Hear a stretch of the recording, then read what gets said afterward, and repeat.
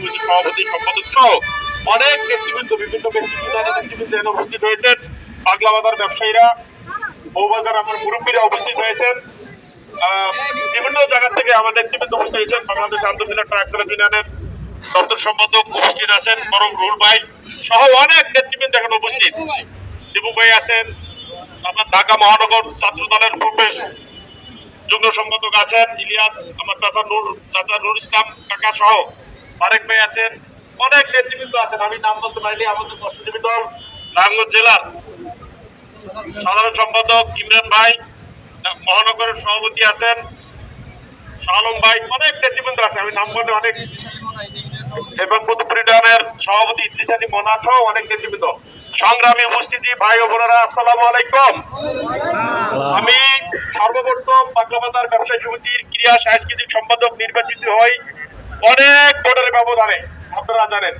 দ্বিতীয়বার আমি পাগলা বাজার ব্যবসায়ী সমিতির যুগ্ম সম্পাদক নির্বাচিত হয়েছি অনেক ব্যবধানে। তৃতীয়বার পাগলা বাজার ব্যবসায়ী সমিতির যুগ্ম সম্পাদক নির্বাচিত হয়েছি বিনা প্রতিদ্বন্দ্বিতায়। এইবার যদি আমি পরপর 3 বার নির্বাচিত হয় তাহলে আর আবার একবার গ্যাপে করতে পারবো না কি, যদি একবার নির্বাচিত হই। আমি আবার আপনাদের কাছে ভোটের প্রার্থনা করে আমি আজকে একটি মিছিল করেছি।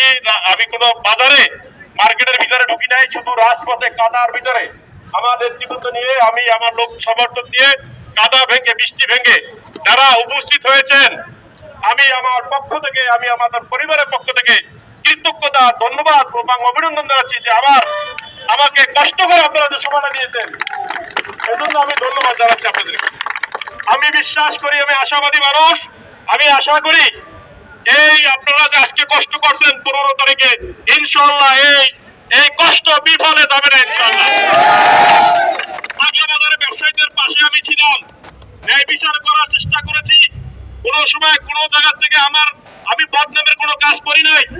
যদি আমার অজান্তে যদি কোনো কিছু হয়ে থাকে, সেজন্য আমি ক্ষমা প্রার্থী। তবে আমি বিশ্বাস করি পাগলা বাজারের ব্যবসায়ীরা আগামী 15 তারিখে ব্যালটের মাধ্যমে প্রমাণ করবে মাহবুব আলম শিকদার পাগলা বাজার একজন জনপ্রিয় ব্যবসায়ী।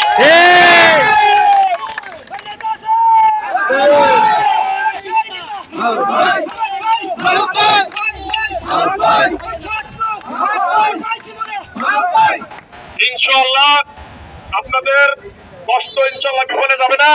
আমি বিশ্বাস করি 15 তারিখ সারাদিন ইনশাআল্লাহ পাকা মার্কার বিজয়ের দিন। আমরা যারা যারা আছেন এভাবে যেভাবে কষ্ট করতেছেন, আমার ভাই দাদা ভাই বলছেন, আরো অনেক নেতৃবৃন্দ আছে, বক্তব্য আমি দিতে পারি না সবাইকে, কারণ সময় সংক্ষিপ্ততার কারণে। ইনশাআল্লাহ আগামী 15 তারিখ পর্যন্ত আপনারা সবাই যে অবস্থা থেকে আছেন, সেই অবস্থা থেকে মাঠে থেকে আমি সবাই আপনারা একজন মাহবুব হিসেবে কাজ করতে হবে। যদি আপনারা সবাই মাহবুব হিসেবে কাজ করেন, 15 তারিখে বিজয় আপনাদের সুনিশ্চিত ইনশাআল্লাহ। কোন ক্রমে আপনারা জানেন আমার ইনশাআল্লাহ কোনো বদনাম নাই। আমি কোনো জায়গায় কোনো কিছু খাইয়ে ধরাও খাই নাই। ইনশাআল্লাহ আপনাদের পাশে